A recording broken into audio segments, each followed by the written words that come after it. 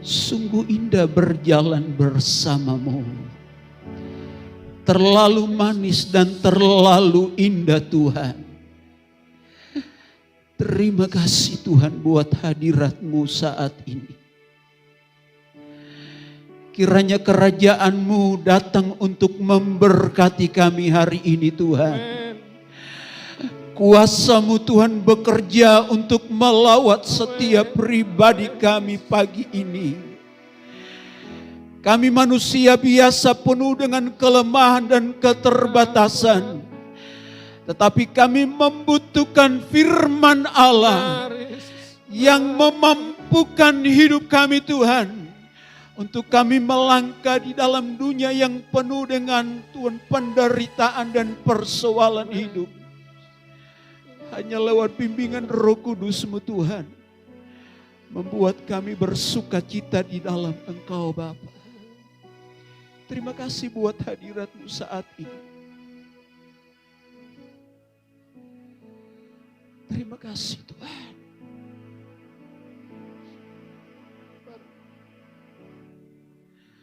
Urapan-Mu turun atas setiap kami yang ada pagi ini. Kuasa-Mu memberkati setiap kami yang ada pada pagi ini Tuhan. Berkati para hamba-hamba-Mu yang sudah mengambil bagian dalam pelayanan hari ini. Tuhan memberkati mereka. Tiba saatnya kami siapkan bejana hati kami untuk diisi oleh kebenaran firman Allah. Urapi hamba-Mu, urapi firman-Mu Tuhan. Urapi seluruh jamaat Tuhan yang hadir pada pagi hari ini. Kuasa darah Yesus menutup bungkus hidup kami. Jiwa, roh dan tubuh kami Tuhan. Sehingga tatkala benih firman Allah disampaikan, kuasa jahat tidak mengambil benih itu. Tapi benih itu akan tertanam dan berbuah-buah untuk kemuliaan nama-Mu. Berbicaralah bagi kami, karena kami siap mendengarkannya. Dalam nama Yesus. Amin.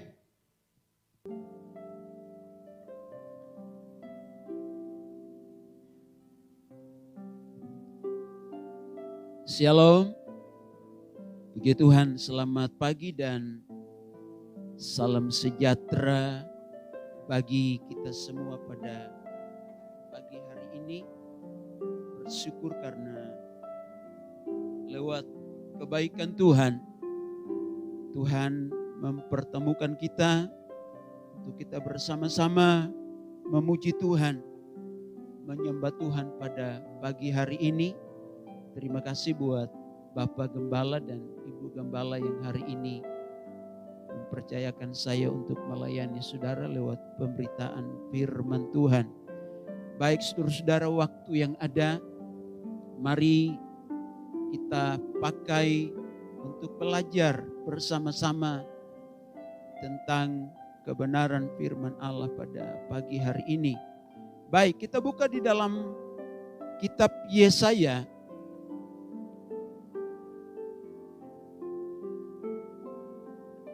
Yesaya pasal yang ke-61.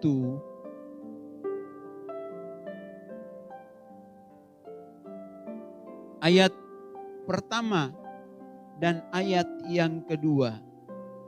Saya rindu mengajak saudara untuk kita baca ayat ini bersama-sama saudara.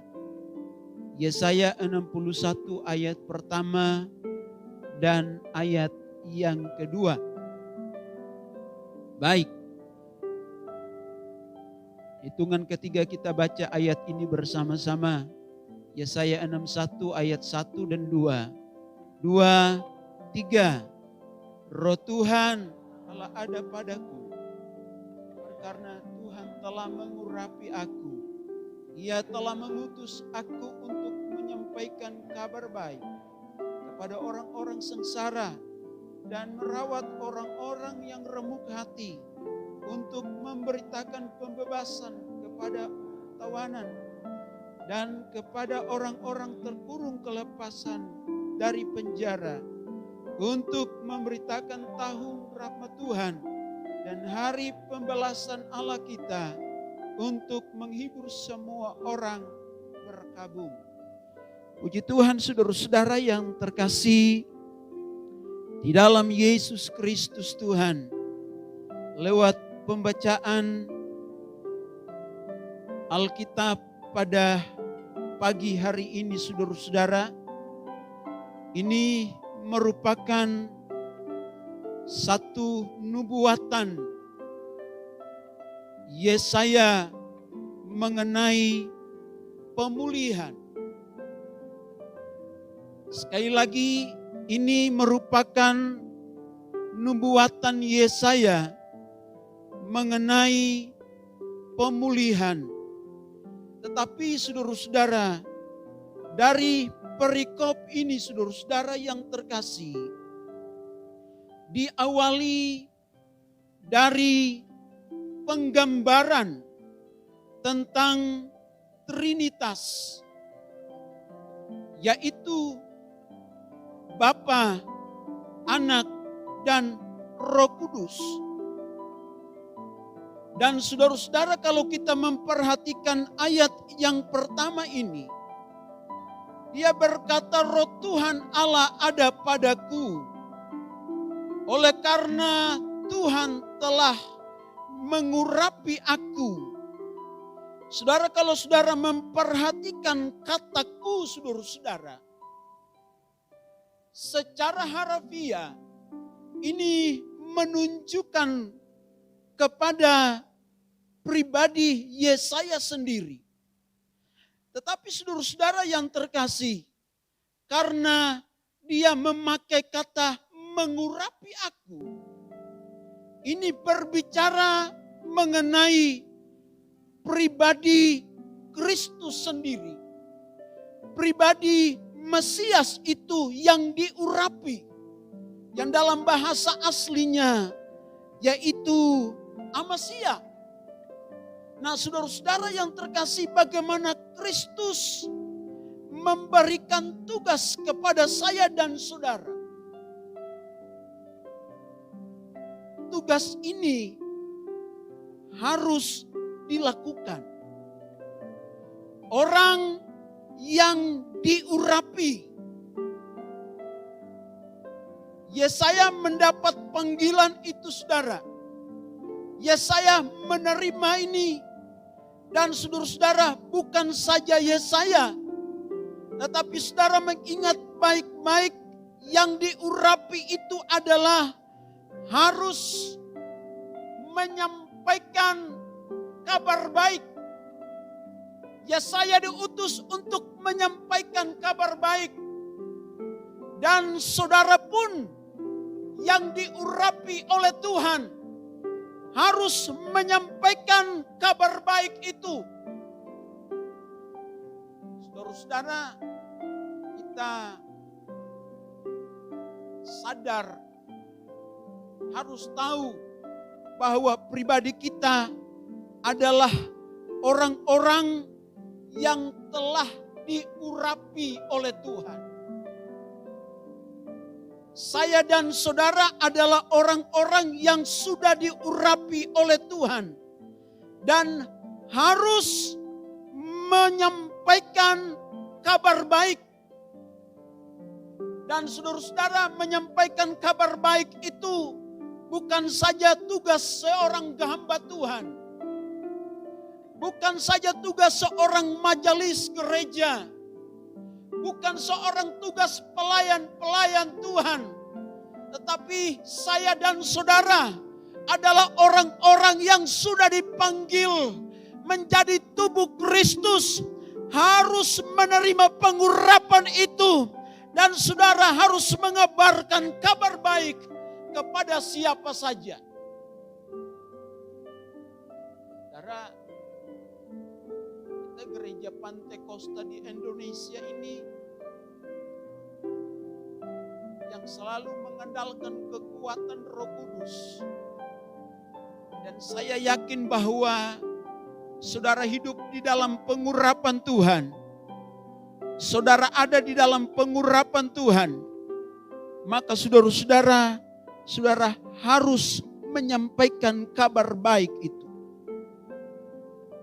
Dan firman Allah berkata, apakah kabar baik itu? Kabar baik itu adalah Injil. Saudara lihat, namanya kabar baik berarti sesuatu yang baik. Namanya kabar baik berarti kabar yang menggembirakan. Namanya kabar baik berarti kabar, saudara, sukacita. Namanya kabar baik berarti kabar yang menggembirakan bagi saya dan saudara. Dan saudara-saudaraku yang terkasih, saudara harus menyampaikan kabar baik itu kepada siapa saja, saudara. Ayat yang pertama bagian B dia berkata, Ia mengutus aku untuk menyampaikan kabar baik. Berarti saudara-saudara, orang yang menerima pengurapan Tuhan adalah orang yang siap untuk diutus oleh Tuhan. Berarti jemaat Tuhan yang ada di Ciamis ini adalah jemaat yang siap untuk diutus. Utusan. Saudara, kalau menteri lagi diutus oleh presiden turun ke setiap daerah-daerah, saudara-saudara, itu ada pengawalan yang begitu luar biasa. Saudara jemaat Tuhan yang telah diurapi Tuhan dan menerima utusan Tuhan, saudara tidak sendirian. Saudara enggak sendirian. Yang mengutus saudara, dia akan mengirim bala tentara sorgawinya. Dia pribadinya sendiri yang akan menyertai diri saudara. Berarti utusan itu diperlengkapi dengan satu kekuatan yang besar. Sehingga waktu saudara pergi untuk menyampaikan kabar baik itu, maka saudara-saudara ada kuasa yang besar bekerja di dalam pengutusan itu, saudara. Saudara, berarti namanya utusan, kita semua adalah utusan.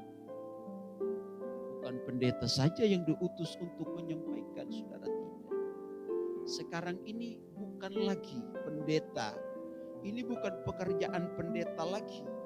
Seluruh jemaat, seluruh tubuh Kristus yang telah menerima pengurapan.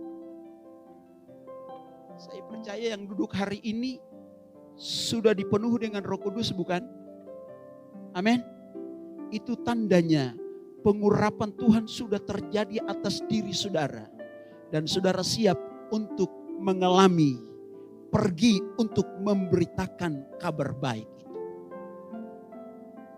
Saudara,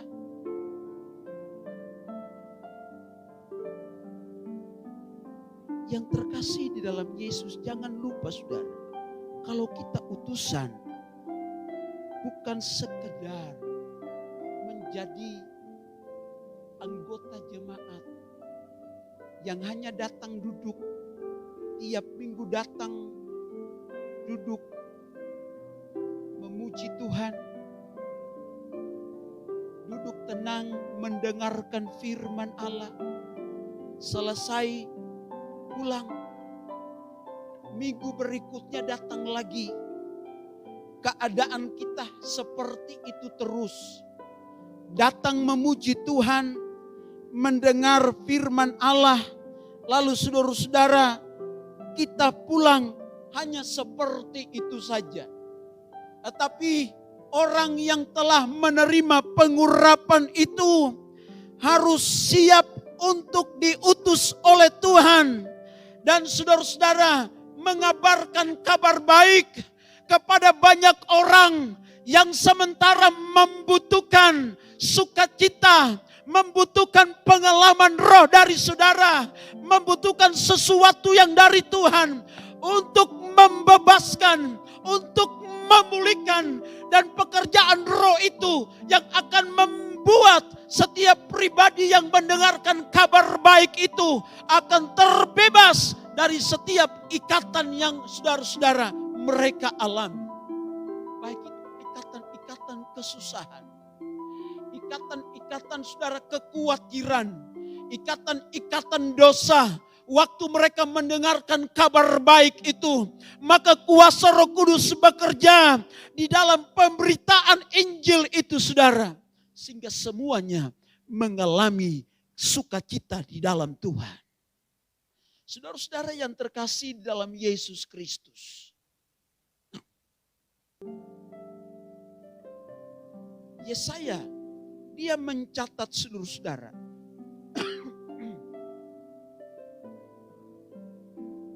Diutus kepada saudara-saudara.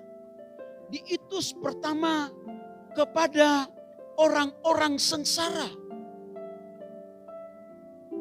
Orang-orang sengsara itu artinya mereka yang tertindas. Mereka yang tertekan. Mereka yang depresi. Nah, saudara-saudara, orang-orang inilah yang harus ditolong oleh saya dan saudara.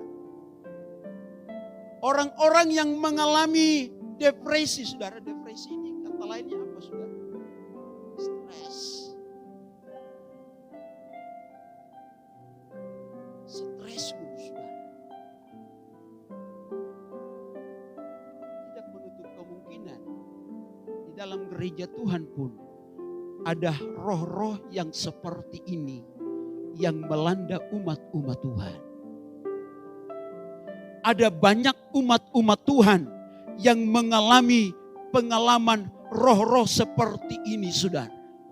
Mereka depresi, mereka tertekan, saudara-saudara, tertekan tekanan batin yang begitu sangat, stres yang begitu sangat, saudara-saudara, sehingga mereka tidak mengerti jalan keluarnya untuk menghilangkan tekanan ini, saudara. Sengsara hidup ini. Jalannya bagaimana mereka enggak tahu. Tapi saudara di dalam Tuhan mengerti cara ini, saudara. Saudara pergi untuk mengabarkan kabar baik itu kepada orang-orang sengsara. Supaya mereka tahu bahwa di dalam Tuhan ada kelepasan dan pembebasan. Saudara, satu saat saya ditelepon saudara. Dia nggak tahu, dia mendengarkan tahu nomor saya dari mana, saudara. Lalu saya ditelepon. Lalu saya datangi ke rumahnya bersama dengan istri dan anak saya, saudara. Dan waktu saya masuk ke dalam rumahnya, saya melihat dia lagi duduk di atas tempat tidur.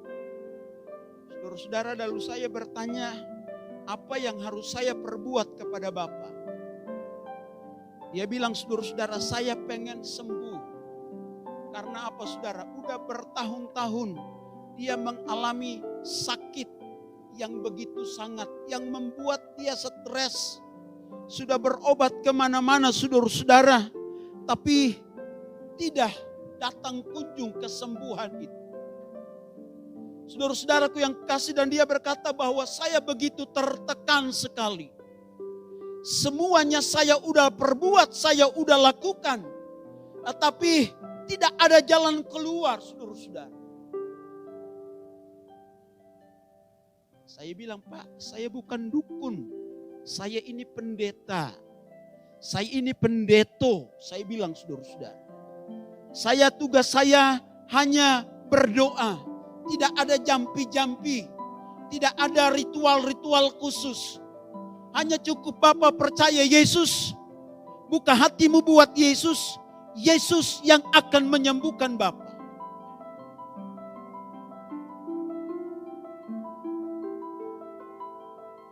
Saudara-saudara, beberapa waktu kami melayani mereka, saudara. Dan puji Tuhan, Tuhan melawat dengan rohnya kepada Bapak ini, saudara. Ada banyak orang yang membutuhkan pertolongan saya dan saudara. Mereka begitu tertekan, saudara. Tidak sedikit banyak orang yang bunuh diri karena begitu depresinya, begitu tertekannya, begitu saudara-saudara ada ketakutan yang begitu sangat di dalam diri mereka. Saudara, mereka membutuhkan saya dan saudara. Kenapa Tuhan menempatkan gereja di tengah-tengah dunia? Karena saudara, gereja harus menjadi terang dan garam dunia. Di sana gereja harus melakukan pekerjaannya, yaitu pergi untuk menyampaikan kabar baik. Kabar kesukaan yang banyak orang tidak mengerti. Kabar yang banyak orang yang tidak tahu bahwa kabar baik itu adalah pribadi Yesus yang mampu mengerjakan sesuatu yang dunia tidak mampu kerjakan, yang Tuhan taruh kepada gereja Tuhan. Untuk gereja Tuhan lakukan itu, saudara. Pergi, karena aku sudah menaruh pengurapan itu di dalam hidupmu.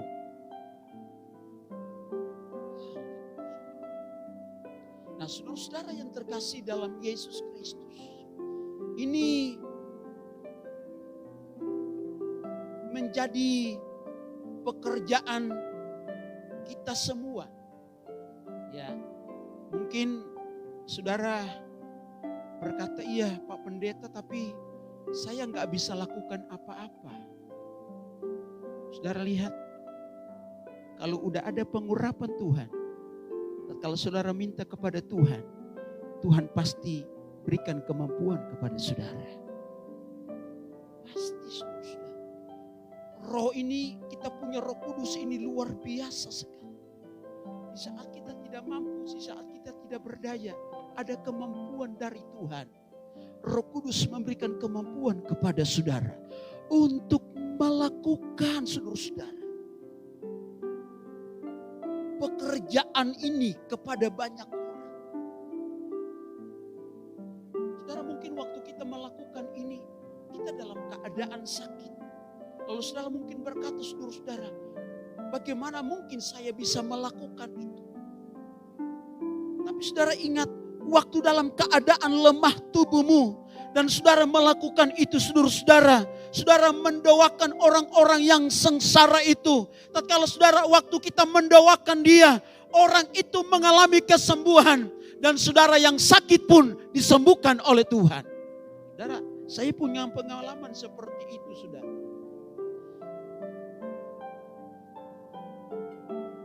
Satu saat saya pulang badminton, saudara-saudara ya. Lalu waktu badminton selesai pulang, saudara, badan saya panas sekali. Badan panas, mulut panas, mata panas, saudara. Saya nggak ngomong sama istri saya. Saya masak air panas, saudara, untuk saya mandi. Waktu saya mandi, saudara, selesai mandi, badan tanpa dingin, saudara, menggigil saya. Saya nggak bilang. Lalu pagi-pagi saudara-saudara selesai biston pagi, saya bilang saya lagi panas, dingin, tinggi sekali. Istri saya ngomong, pasti COVID. Saya bilang diam saja, nggak usah ngomong. Saudara-saudara, HP saya itu 24 jam dia selalu hidup. Dan saudara-saudara, dalam keadaan sakit, saya menerima telepon, Pak Pendeta tolong berdoa kepada saya karena saya juga lagi sakit. Saya lagi sakit. Lah saya harus jawab, maaf, saya juga lagi sakit Bu. Jadi nggak bisa, nggak seperti itu, saudara. Dia nggak ngerti kalau saya dalam keadaan begitu sakit, panas dan lemah tubuh saya. Saya katakan, baik, mari kita berdoa. Saudara-saudara, waktu kami selesai berdoa, memuji Tuhan, Allah kuasa melakukan segala perkara. Di dalam penyembahan, lalu saudara, kami berdoa kepada orang yang sakit ini, saudara. Dia telepon sore hari. Dia berkata, Pak Pendeta, saya udah sembuh. Lalu gimana dengan yang didoakan, saudara, yang mendoakan? Saudara tahu, luar biasanya Tuhan. Waktu saya mendoakan itu orang, saudara, lalu malam harinya terjadi mujizat yang besar. Dalam keadaan panas yang begitu sangat, saudara, Tuhan memulihkan keadaan saya, saudara. Disembuhkan oleh Tuhan. Jadi saudara-saudara, waktu kita mengambil alih pekerjaannya Tuhan, di dalam memberitakan kabar baik kepada orang-orang sengsara, orang-orang yang tertekan, orang-orang yang depresi, di sanalah Roh Tuhan bekerja campur tangan untuk mengerjakan bagiannya bagi orang-orang sesara seperti itu. Bukan kita yang melakukan, tetapi pekerjaan Roh yang mengerjakan itu, saudara. Saudara, saya mendengar ada seorang pendeta bersaksi, saudara. Di daerah Bandung, satu saat dia ditelepon oleh asisten rumah tangga. Bapak, saya ditelepon disuruh untuk Bapak segera datang ke rumah bos saya. Karena dia membutuhkan doa. Baik, saudara-saudara, beberapa saat kemudian, saudara, Bapak pendeta ini sudah ada di depan rumahnya. Lalu dia mengetok pintu.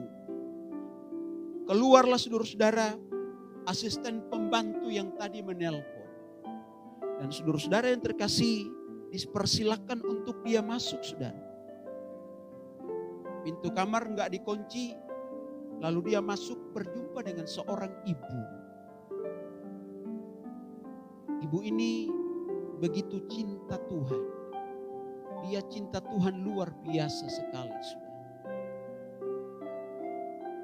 Dia sakit udah bertahun-tahun. Tidak bisa bangun dari tempat tidur. Dan dia hanya ada di atas tempat tidur dan dilayani oleh asisten rumah tangga ini. Saudara-saudara, lalu Pak Pendeta ini mendatangi ibu ini. Ibu, apa kabar? Saudara tahu, waktu dia menyalami ibu yang dalam keadaan sakit ini, bukan kata-kata, bukan kalimat-kalimat yang diceritakan oleh ibu ini, saudara. Tapi dia ngomong gini, apa kabar Pak Pendeta? Mari kita berdoa. Yang sakit mendoakan yang sehat. Saudara-saudara, dia berdoa kepada Pak Pendeta ini beberapa menit, saudara-saudara. Dia mendoakan Bapak Pendeta ini. Bahkan dia berdoa buat pelayan-pelayan Tuhan. Pak Pendeta ini ngomong, yang butuh untuk didoakan siapa? Kok saya yang didoakan? Dari ibu ini ngomong gini, saudara. Pak Pendeta, saya udah bertahun-tahun sakit. Minta kesembuhan kepada Tuhan. Tapi Tuhan tidak memberikan kesembuhan. Artinya gini, saudara. Dia bilang gini, ya sudah. Kalau tidak ada kesembuhan, saya menyerahkan diri saya kepada Tuhan untuk menjadi doa syafaat bagi gereja Tuhan. Rumahnya cukup besar, saudara-saudara, dan setiap kamar-kamar itu banyak tamu yang datang. Didoakan oleh ibu yang dalam keadaan sakit. Biasanya saudara-saudara yang sakit membutuhkan dokter, bukan? Tapi ini terbalik. Yang sehat didoakan oleh yang sakit. Saudara, kadang Tuhan bekerja lewat hal-hal seperti ini. Makanya Paulus dia berkata, waktu Tuhan mengizinkan duri di dalam daging Paulus, 3 kali dia udah berseru kepada Tuhan supaya duri itu dilalukan dari tengah-tengah Paulus. Tapi Tuhan berkata kepada Paulus, cukuplah kasih karuniaku kepadamu.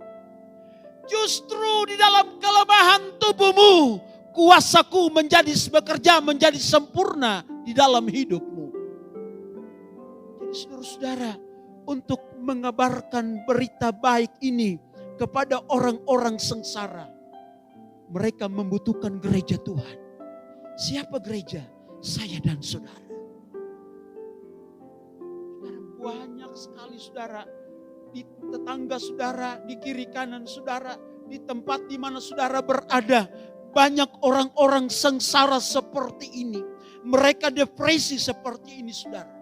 Membutuhkan uluran tangan saudara lewat doa dan menyampaikan kabar baik kepada mereka saudara. Saudara-saudara yang terkasih di dalam Yesus Kristus, kita diutus untuk kepada orang-orang sengsara. Dan yang kedua saudara-saudara, merawat orang-orang yang remuk hati.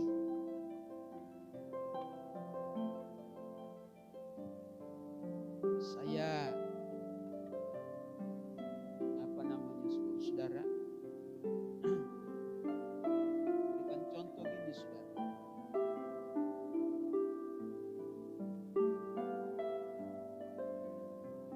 Remuk hati saudara-saudara. Saudara perhatikan kertas ini. Orang yang remuk hati, ini orang dalam keadaan sakit. Dan hatinya saudara-saudara hancur-hancuran. Makanya saudara orang yang mengarang lagu, lebih baik sakit gigi ini, entah tak mengapa, rela aku rela.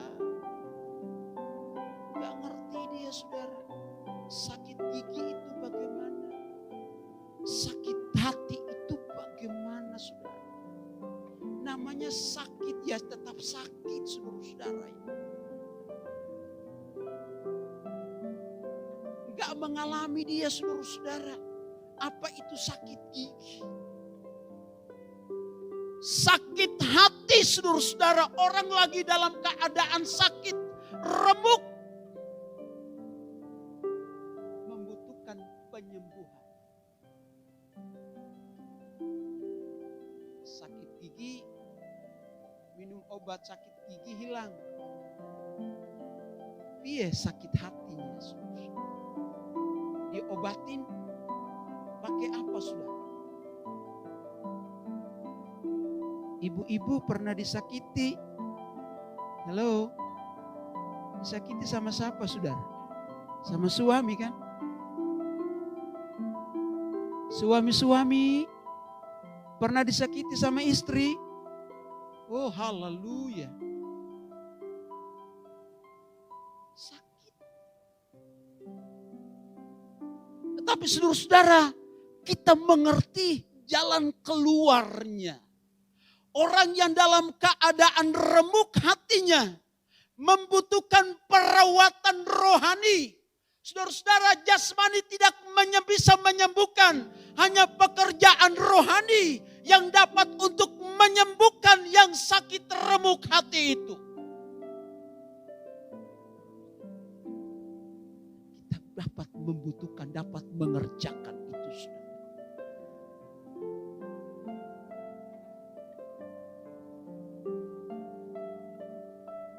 Saya sering disakiti orang saudara. Sering disakiti orang. Tapi luar biasanya saudara. Tuhan dia menaruh filter di dalam telinga saya. Orang itu memaki-maki saya. Dia menjelek-jelekan saya. Tapi yang anehnya saya enggak marah di depan dia loh saudara. Tuhan itu, Roh Kudus itu luar biasa sekali. Disakiti selalu tidur enak saudara, lihat ya. Semakin disakiti semakin gemuk saya.